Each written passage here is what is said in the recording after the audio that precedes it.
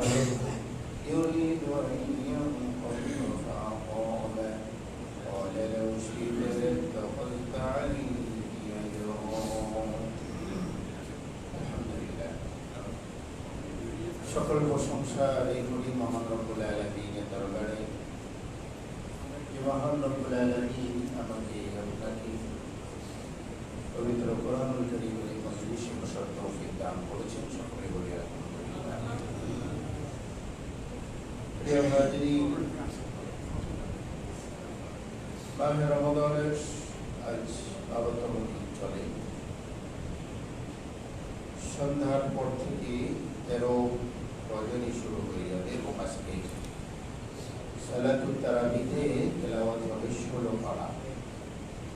আজকের এই পারার মধ্যে রয়েছে সূরা কাহাফের বাকি অংশ 75 আয়াত থেকে নিয়ে শেষ পর্যন্ত 110 আয়াত, সূরা মারিয়াম থেকে সূরা তাহা।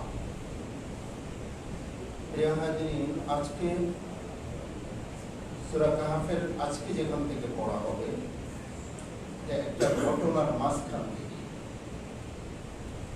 ঠিক কোন ঘটনার মাঝখান থেকে?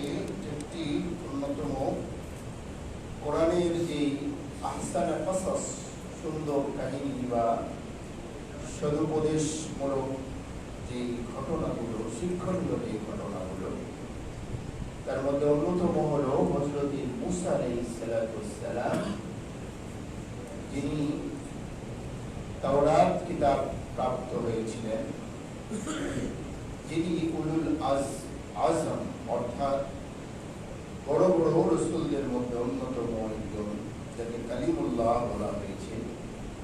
এই মুসা কালিমুল্লাহ আলাইহিস সালাম এবং অপর আরেকজন নবী হযরতে খদির বা খিজির আলাইহিস সালাম, আল্লাহর এই দুইজন প্রিয় বান্দার শিক্ষণীয় দুটি ঘটনা, মানে একটি ঘটনা এখানে উল্লেখ হয়েছে। তার মাঝামাঝি জায়গা থেকে শুরু হবে, কিছু অংশ আগে চলে গিয়েছে।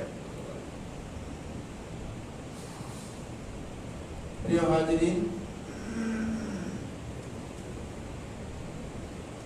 ঘটনার সার সংক্ষেপ হলো, শুরু হয়েছিল 60 নম্বর আয়াত থেকে এবং চলতে চলতে ঠিক 82 আয়াত পর্যন্ত এই ঘটনা দেখলো চলমান। প্রিয় হাজিরিন, হযরত মুসা আলাইহিস সালাম যেমনটি বললাম, তিনি অনেক বড় মাপের, উঁচু মাপের একজন নবী এবং রাসূল ছিলেন। কোনো সন্দেহ নাই এর মধ্যে যে তিনি তার সময়ের সবচেয়ে বড় জ্ঞানী ছিলেন। নবীর চেয়ে, রাসূলের চেয়ে বড় জ্ঞানী আর কেউ হতে পারে না। মুসা আলাইহিস সালাম একবার খুতবা তথা বক্তব্য পেশ করছিলেন। এরই মধ্যে বুখারী riwayat-এর মধ্যে এসেছে, এক ব্যক্তি দাঁড়িয়ে জিজ্ঞাসা করলেন, মান আলামুন নাস, এই জমিনের মধ্যে সবচেয়ে বড় জ্ঞানী ব্যক্তি। তিনি নিঃসংকোচে নিঃসন্দেহে বলে ফেলেছিলেন যে আমি, মানে মুসা নিজেকে বলেছেন। বাস্তবতার নিরিখে উত্তরটা ভুল ছিল না, কারণ নবী এবং রাসূল ওনার সময় উনি নবী রাসূল, তার চেয়ে বড় জ্ঞানী আর কে হতে পারে, সেই অনুমানে তিনি দিয়েছিলেন। কিন্তু আল্লাহ রাব্বুল ইজ্জত ওয়াল জালাল দুনিয়ার সব জ্ঞান কোনো একজন ব্যক্তিকে দেন না, বরং খণ্ড খণ্ড করে দেন। কারো এক বিষয় পণ্ডিত করেন, অন্য ব্যক্তিকে সে বিষয়ে ইলম দেওয়া হয় না, তাই না? একই ব্যক্তি কি সব বিষয়ে পারদর্শী হয়? হ্যাঁ, যিনি ডাক্তার, চিকিৎসা বিদ্যা সম্পর্কে যার নলেজ আছে, দেখবেন যে ইতিহাস সম্পর্কে তেমন সচেতন না, জানেনই না।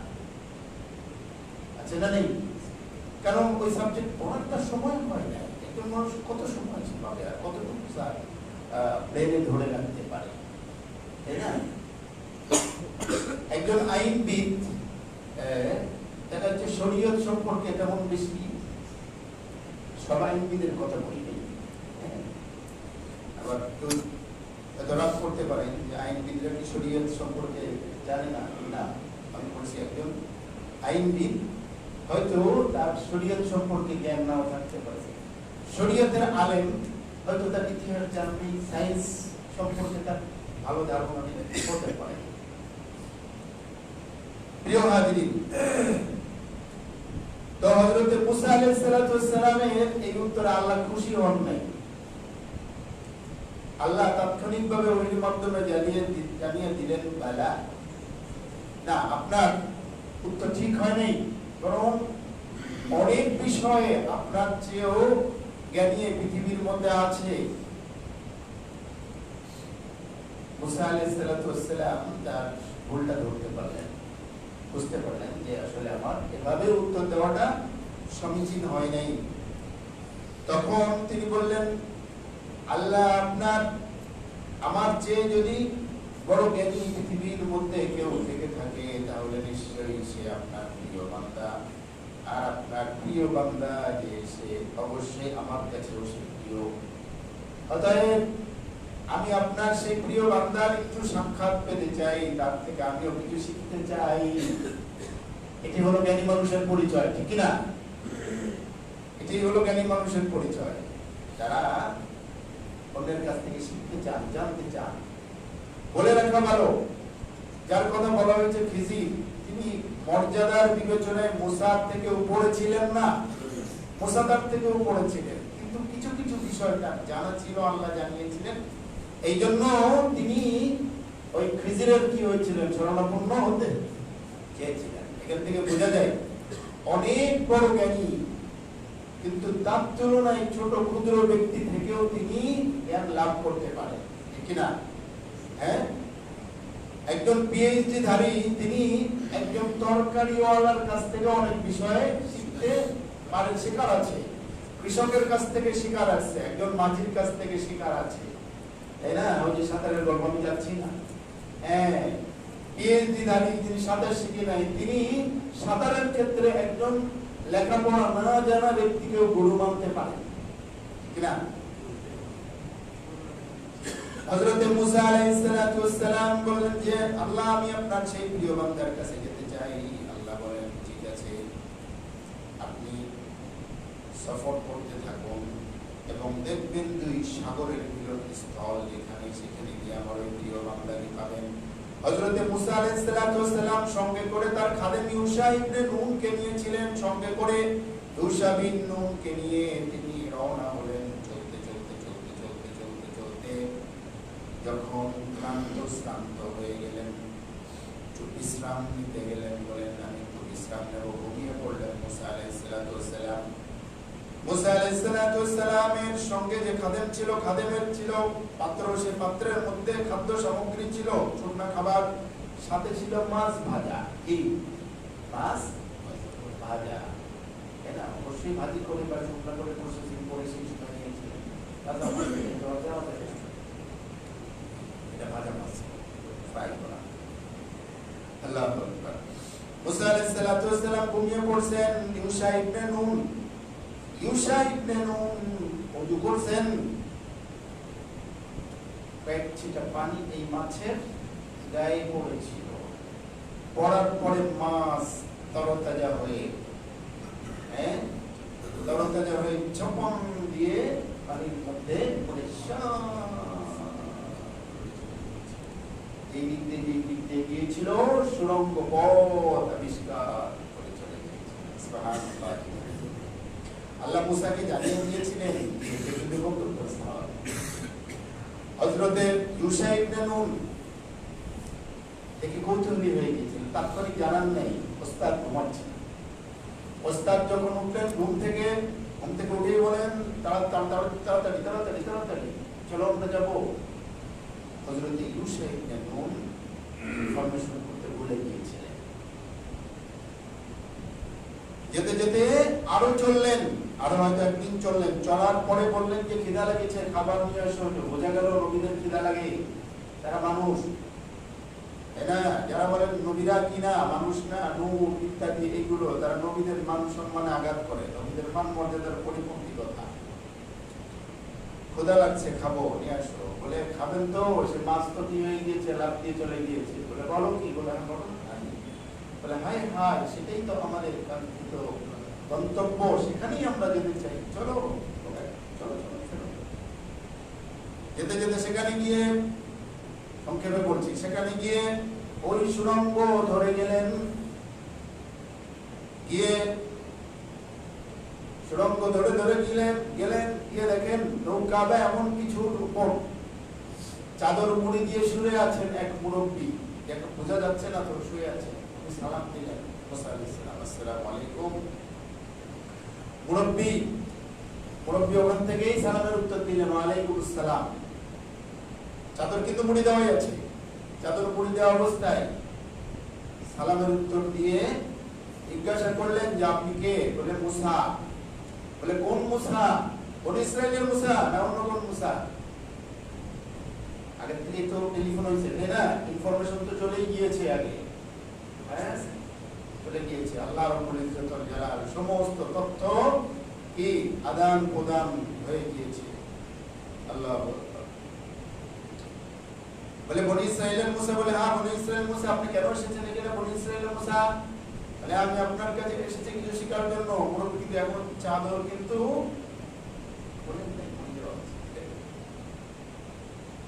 বলে কেন এসেছেন? আপনার কাছে কিছু জানতে। বলে বলেন কি? বনি ইসরাইলের মুসা তো তাওরাতের অনুসারী, তিনি তো মহাজ্ঞানী, তিনি এখানে কেন আসবেন? খোঁজা বললেন এটা আল্লাহর পক্ষ থেকে জাতির। বলে না আমি আসলেই আপনার কাছে বিনয়ের সাথে এসেছি, কিছু শিখতে চাই। বলে আচ্ছা ঠিক আছে, আপনার তো সে ধৈর্য নাই, এখান থেকে শিখতে পারবেন না। বলে আমি চেষ্টা করব। এবার উনি চাদর করলেন, চাদর থেকে বের হলেন। বলে আচ্ছা ঠিক আছে, আপনি কি সত্যি আমার সাথে থাকতে চান, কিছু শিখতে চান? বলে না চাই, শিখতে চাই। বলে তাহলে 1 নাম্বার আপনার সাথে অঙ্গীকার হলো, আপনি অঙ্গীকার করেন আপনি কোনো কথা বলতে পারবেন না, কোনো কোশ্চেন করতে পারবেন না, আমি উত্তর না দেওয়া পর্যন্ত নিজ থেকে কোনো কোশ্চেন করবেন না। বলে আচ্ছা ঠিক আছে ইনশাআল্লাহ। বলে এবার চলেন। খাদেমের কি অবস্থা হয়েছিল? কুরআনুল কারীম খাদেমের ব্যাপারে কিছু বলে নাই, হয়তো তাকে ফেরত পাঠিয়ে দিয়েছিল। মুসা আলাইহিস সালাতু ওয়াস সালামকে সঙ্গে, মুসা আলাইহিস সালাতু ওয়াস সালাম খিজিরকে সঙ্গে নিয়ে চলে গেলেন। কোথায় গেলেন? নদী পথে যাচ্ছে।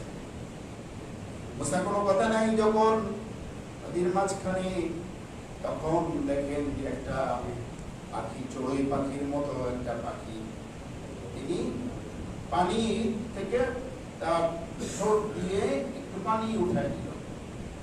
মুসা আলাইহিস সালাতু ওয়াস সালামকে খিজির বললেন যে নবী মুসা আপনি কি দেখলেন? বলে দেখলাম একটা পাখি, ছোট্ট একটা পাখি 1 ফোঁটা পানি তুলে নিল। বলে আপনি কি শুধু এতটুকুই দেখেছেন? বলে হ্যাঁ অতটুকুই তো দেখলাম। বলে দেখুন আপনার জ্ঞান আমার জ্ঞান, পৃথিবীর সকল মাখলুকের জ্ঞান হলো 1 ফোঁটা পানির মতো, আর এই অথই সাগরের যত পানি আছে এটা হলো আল্লাহর জ্ঞান।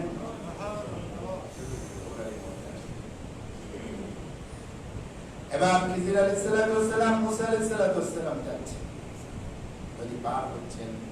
কিছু দূর যাওয়ার পরে আরো কিছু দূর যখন গেলেন, কুরআনুল কারীম বলেন মুসা খিজির আলাইহিস সালাতু ওয়াস সালাম একটা তক্তা হালকা খানিকটা কেটে একটু খুঁত বানিয়ে দিলেন, ত্রুটি যুক্ত করে দিলেন। মুসা আলাইহিস সালাতু ওয়াস সালাম সংবরণ করতে পারেন নাই। মুসা আলাইহিস সালাতু ওয়াস সালাম প্রোটেস্ট করলেন, আপনি এটা কি করলেন? যুদ্ধে ডুবে মরবে। এবং বলে রাখা ভালো, ওই নৌকার মাঝিরা হুজুরের কাছ থেকে পয়সা নেই, কারণ ওই হুজুররা আগের থেকেই চিনত, ঠিক আছে, চেনা জানা হুজুর। বলে ঠিক আছে আপনার পয়সা লাগবে না। তো মুসা আলাইহিস সালাতু ওয়াস সালাম বিষয়টা দেখছে, দেখার পরে বললেন হাই হাই কি করবেন? ওরা কিনা আমাদের ফ্রিতে কি পার করে দিচ্ছে, আর আপনি তার নৌকার তক্তা খানিকটা উঠায় যেমন এমন কি করে দিলে তো ডুবেও মারা যাবে সবাই। খিজির আলাইহিস সালাতু ওয়াস সালাম বললেন আমি তো বলছিলাম আপনি আমার সাথে ধৈর্য ধরতে পারবেন না। মুসা আলাইহিস সালাতু ওয়াস সালাম বললেন ভুলে গিয়েছি, মাফ করেন, ভুলে গেছি, আসলেই ভুলে গিয়েছি। পার হলেন, পার হয়ে গিয়ে একটা বালক দেখলেন ফুটে, বালকটাকে খিজির আলাইহিস সালাতু ওয়াস সালাম মেরে ফেললেন। মুসা আলাইহিস সালাতু ওয়াস সালাম ওনার স্বভাব সুলভ ভঙ্গিতে প্রোটেস্ট করে বসলেন, বলেন যে আপনি এটা গর্হিত কাজ করেছেন। খিজির আলাইহিস সালাতু ওয়াস সালাম বললেন আমি আগেই বলেছি আপনি ধৈর্য ধরতে পারবেন না, সে ধৈর্য আপনার নাই। মুসা আলাইহিস সালাম এবার আর এই কথা বলেন না, ভুলে গিয়েছে, এবার তো আর বলেন না, কয়বার বলে মানুষ, এবার ইচ্ছা করেই তো এমন করে বলছে আর একবার চান্স চাই, এবার বলিনি তবে আরেকটা চান্স আমাকে বলে, আচ্ছা ঠিক আছে চলেন। চলতে চলতে জনপদের মধ্যে গেলেন, এই এলাকাবাসী এই সময় তো হোটেল মোটেল ছিল না যে আপনি আগের থেকেই হোটেল বুকিং করে দিবেন অনলাইনে, সেই বুকিং সিস্টেম তো ছিল না। গিয়ে সেখানে এলাকার মানুষ যারা তাদের বলেন ভাই আমরা আপনার দেশি মুসাফির, আমাদের একটু আদর আপ্যায়নের ব্যবস্থা করেন, আমরা ক্লান্ত শ্রান্ত তারা অস্বীকার করলো যে না আমরা এরকম পরদেশিদের জন্য আমাদের এরকম বাজেট নেই। বললেন আচ্ছা ঠিক আছে।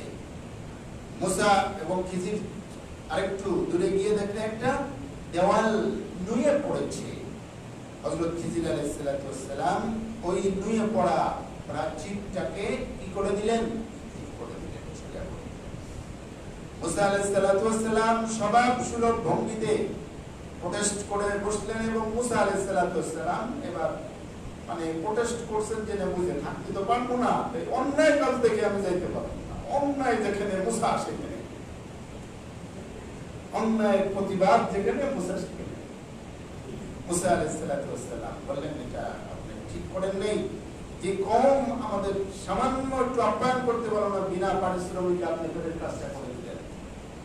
খিজির আলাইহিস সালাম বললেন হাদা ফিরাকু বাইনি ওয়া বাইনিক, আপনি আর থাকতে পারবেন না, আপনার মাঝে আমার মাঝে বিচ্ছেদের সময় হয়ে গিয়েছে। তবে শুনুন শুনুন ঘটনাগুলোর ব্যাখ্যা জেনে যান, আপনার অজানা কাহিনী যেটা আপনি জেনে যান।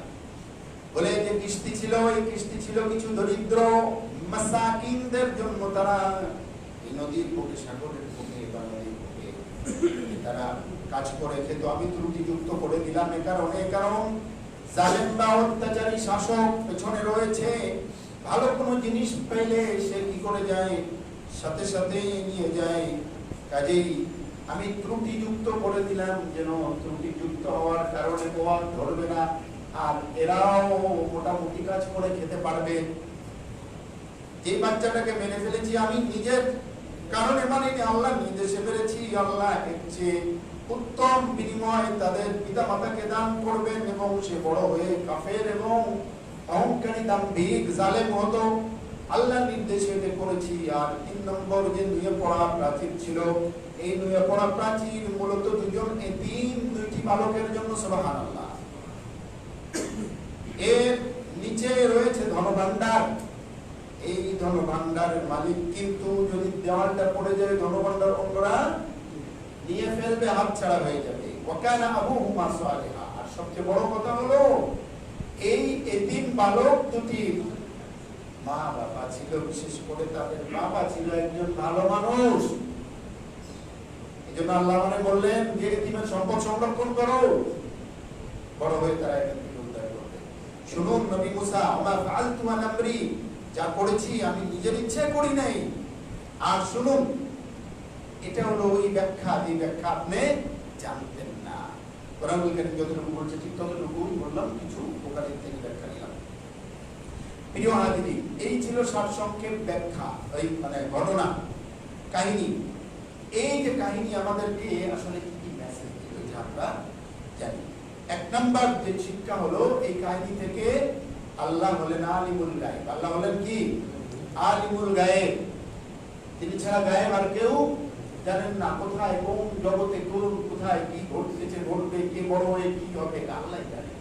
বান্দা জানেন, আল্লাহ বান্দাকে যতটুকু জানান তিনি ততটুকুই জেনেছেন। এবং খিজিরও সে কথা বলেছেন, এই কথাগুলো আল্লাহ আমার জানাই দিয়েছে। খিজির দাবি করেন নাই বিশ্বে কোথায় যা কিছু ঘটতেছে না ঘটতেছে ঘটবে এটা আমি জানি, তা বললেন আল্লাহ আমার জানাইছে, তাই জানছে। আমাদের নবীর ব্যাপারেও তাই, আমাদের নবীকে আল্লাহ যতটুকু জানাইছেন ততটুকুই তিনি জেনেছেন, তবে আমাদের নবীকে আল্লাহ সবচেয়ে বেশি জানিয়েছেন। কিন্তু এর মানে এই না যে তিনি সকল গায়েব জানতেন। 1 নম্বর শিক্ষা। 2 নম্বর শিক্ষা যেটা এই ঘটনা থেকে বা কাহিনী থেকে আমরা বুঝতে পারলাম, সেটা হলো কোনো কিছুর বড়াই করা উচিত নয়, কোনো কিছুর বড়াই করা উচিত নয়। চাই জ্ঞানের বড়াই হোক, চাই সৌন্দর্যের বড়াই হোক, চাই অর্থবিত্তের বড়াই হোক, ক্ষমতার বড়াই হোক, কিংবা যার কিছু হোক না কেন, কোনো কিছুর বড়াই করা ঠিক নয়। ওয়াফাওকা কুল্লি যি ইলমিন আলিম, প্রত্যেক জ্ঞানীর উপরে জ্ঞানী রয়েছে। 3 নাম্বার যে বিষয়টা জানলাম সেটা হলো মুসা আলাইহিস সালাতু ওয়াস সালামের এই সফর। ইলম তথা জ্ঞান অত্যন্ত দামি বস্তু, যেটা আহরণের জন্য একজন তাওরাত প্রাপ্ত নবী এত কঠিন সফরকে কি করেছেন, স্বীকার করে রওনা হয়েছে এবং কষ্ট করেছেন। বোঝা গেল অন্য সবকিছু উত্তরাধিকার সূত্রে পাওয়া গেলেও ইলম বা জ্ঞান কখনো উত্তরাধিকার সূত্রে পাওয়া যায় না। হিসাব মিলাই নেন, রাজার ছেলে রাজা হইতে পারে, পীরের পোলা পীর হইতে পারে, তাই না? কমিশনারের ছেলে কমিশনার হইতে পারে, বাড়িওয়ালার ছেলে বাড়িওয়ালা হইতে পারে, সে ভাড়াটিয়া নাও হইতে পারে, বাড়িওয়ালার ছেলে বাড়িওয়ালা হইতে পারে, কিন্তু জ্ঞানীর ছেলে জ্ঞানী হবে এটার কোনো গ্যারান্টি নেই। জ্ঞান আল্লাহ রাব্বুল ইজ্জত ওয়াল জালাল শ্রম পরিশ্রম কষ্টের মধ্যেই রেখেছে, ঠিক না? প্রিয় হাজিরিন, 4th নম্বর যেটা জানতাম সেটা হলো শিক্ষা দীক্ষা অর্জন করতে গেলে কিছু রুলস মানতে হয়। রুলস যদি আপনি ঠিকঠাক মতো না মানেন তাহলে আপনি ওই শিক্ষা প্রতিষ্ঠানে থাকতে পারবেন না। এটাও এই ঘটনা থেকে বোঝা যায়। হযরত খিজির আলাইহিস সালাম তো এখানে টিচারের ভূমিকায়, ঠিক কি না? উনি কিছু রুলস দিয়েছিলেন, মুসা আলাইহিস সালাম শেষ পর্যন্ত রক্ষা করতে পারেননি। শেষ পর্যন্ত ওনার প্রতিষ্ঠান থেকে আলাদা করে দেওয়া হয়েছে। মানে শিক্ষা এবং শিক্ষা প্রতিষ্ঠানের রুলস এখান থেকে বোঝা যায় কি যায় না? যায়। 5 নম্বর যে শিক্ষা এখান থেকে আমরা পেলাম সেটা হলো শিক্ষার জন্য প্রচুর পরিমাণে ধৈর্যের দরকার। ধৈর্যচ্যুতি ঘটলে আপনি শিক্ষা পাবেন না। এটা এখান থেকে কি বুখারীর মধ্যে আছে, 2 শ্রেণীর মানুষ শিখতে পারে না। কয় শ্রেণীর মানুষ? ইমাম বুখারী বলছেন। 1 নাম্বার হলো যারা অহংকারী মুতাকাব্বির, তাদের শিক্ষা জ্ঞান হয় না। 2 নাম্বার হলো যারা মুস্তাহিন, যারা অতিমাত্রায় লাজুক, এই লাজুক শ্রেণীর লোকজন ভালো মতো শিখতে পারে না। কেননা বেশি লাজুক হলে তো টিচারের কোশ্চেন করা, জিজ্ঞাসা করা এগুলো করতে পারে না, কিন্তু সে শিক্ষা থেকে অনেক কিছু থেকে বঞ্চিত হয়ে যায়। অহংকারী যে নিজেকে মনে করে কি সে তো অন্যের কাছ থেকে শিখতে পারে না। খলিফা মামুনের ছেলে সম্ভবত না, খলিফা হারুনের ছেলে মামুন, তো মামুনকে তার শিক্ষক একবার পিটাতে চাইছে, মানে একটু দুষ্টামি করছে, পিটাতে। তো খলিফা হারুনের কাছে গিয়েছে, গিয়েছে তো ইয়েকে ডাকছেন, মানে শিক্ষককে ডাকছেন। শিক্ষক তো ভয় একেবারে মানে থরথর করে কাঁপা শুরু করছে। তো খলিফা হারুন শিক্ষককে ডেকে, সংক্ষেপে বলি, শিক্ষককে ডেকে বলে আপনি কাঁপাকাঁপি করতেছেন কেন? বলছে আমার তো ভয় লাগতেছে। বলে আরে আপনাকে তো আমি ডাকছি আপনাকে সম্বর্ধনা দেওয়ার জন্য, আপনাকে তো আমি সম্মানিত করার জন্য, সম্বর্ধনা দেওয়ার জন্য ডাকছি। আপনি আমার ছেলেকে শাসন করতে পারছেন, আপনি ফিরে তাকান নাই যে বাদশার ছেলে, আপনি আমার ছেলেকে মানুষ করার জন্য শাসন করছেন, এই জন্য আপনাকে সম্বর্ধনার জন্য ডাকাচ্ছেন। বাদশা আলমগীর কুমারে তার এই ঘটনাটা ওখানে এসেছে। আসলে আমরা ইতিহাসে এই ঘটনাটা খলিফা আব্বাসী পাই, কিন্তু এখানে কবি কাজী কাদের নেওয়াজ এখানে নিয়ে এসেছেন বাদশা আলমগীরের কথা। আমরা আরবি ইতিহাসে এটা অ্যাকচুয়ালি পাই হলো ইয়ের কথা পাই, খলিফা আব্বাসী, খলিফা হারুন রশিদ। যাই হোক, মোটামুটি ঘটনা ঠিক আছে। প্রিয় হাজিরিন, এখান থেকে এই ঘটনা থেকে আমরা আরেকটা জানতে পারলাম, সেটা হলো কি মানুষের দৃষ্টির আড়ালে অনেক কিছু ঘটে যায়, মানুষ সে সম্পর্কে জানে না। হযরত খিজির আলাইহিস সালাম আল্লাহর নির্দেশে সামান্য কিছু উন্মোচন করে দিয়েছিলেন। আল্লাহ নবী সাল্লাল্লাহু আলাইহি ওয়াসাল্লাম বলেন বুখারী riwayat-এর মধ্যে, আল্লাহ রাসূল সাল্লাল্লাহু আলাইহি ওয়াসাল্লাম পুরো ঘটনা বয়ান করার পরে আল্লাহ নবী সাল্লাল্লাহু আলাইহি ওয়াসাল্লাম বলেন, ইসপিস করে বলেন, মুসা যদি ধৈর্য ধরে আরেকটু খিজিরের সাথে থাকতো, আর কত ঘটনা দিয়ে এরকম উন্মোচন হইতো, আর আমরা অনেক কিছু জানতে পারতাম। মুসা আরেকটু ধৈর্য ধরে আল্লাহ রাসূল সাল্লাল্লাহু আলাইহি ওয়াসাল্লাম বলেছেন।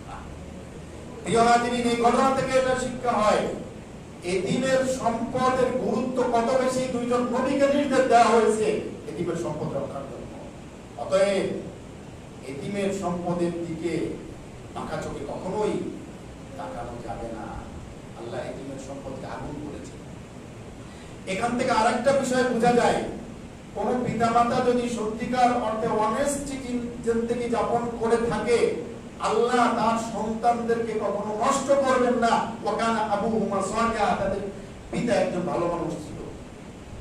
বাস্তবতা এই কথা বলে, একজন পিতা তিনি হয়তো ভালো একটা জায়গায় আছেন, তিনি মানে ঘুষ খান নাই, সুদ সাথে জড়িত না, হালাল ভাবে জীবন যাপন করছেন, তার কলিগরা 5 তলা 7 তলা 8 তলা বাড়ি করছেন, 4-5টা, তিনি সারা জীবন ভাড়াটিয়া হয়ে থেকে গিয়েছেন। কিন্তু দেখা যাচ্ছে তিনি সৎ জীবন যাপন করার কারণে তার 3-4টে ছেলে মেয়ে আল্লাহ সবগুলোকে মানুষ বানায় দিয়েছেন। আর যারা দুর্নীতি করে টাকা পয়সা করছিল, কোনোটা গাঞ্জা খোর, কোনোটা হিরোইন খোর, কোনোটা ইয়াবা খোর, কোনোটা এই সেই, এগুলো বাস্তবতার কথা বলে। আর কোরআন বলে ওখানে আবুহুমা সালিহা, তার বাবা একজন ভালো মানুষ ছিল, এই জন্য এই দিককে আমি রক্ষা করলাম। আল্লাহ এমন অনেক শিক্ষা আপনি এখান থেকে নিতে পারবেন। আল্লাহ রাব্বুল ইজ্জত ওয়াল জালাল আমাদেরকে কোরআনিক শিক্ষা গ্রহণ করার সাথে সাথে তৌফিক এনায়েত করে দেন, আমিন। মুসলিম জাহানের জন্য খাস করে আমরা দোয়া করি, আল্লাহ মুসলিম জাহানকে যেন রক্ষা করেন। আল্লাহ কুদরতি ভাবে পুরো শুধু ইরান নয়, বরং মিডল ইস্ট সহ সব দেশ কিন্তু তছনছ হয়ে যাচ্ছে। শুধু ইরান তো একদিকে, ইরান তো আছে, সাথে সাথে এই ওসিলায় পুরো মিডল ইস্ট অর্থ সমৃদ্ধ দেশগুলো কিন্তু একেবারে এই অবস্থা চলতে থাকলে মুসলমানদের ক্ষতিগ্রস্ত হবে। এক খোমেনি বা এক ইরান কিন্তু এখানে নয়, পুরো আরব বিশ্ব কিন্তু একেবারে মরুভূমি হয়ে যাবে। আল্লাহ হেফাজত করবেন, বারবার আল্লাহ যেন হেফাজত করে দেবেন, আমিন। আল্লাহ যেন যুদ্ধ থামিয়ে দেবেন।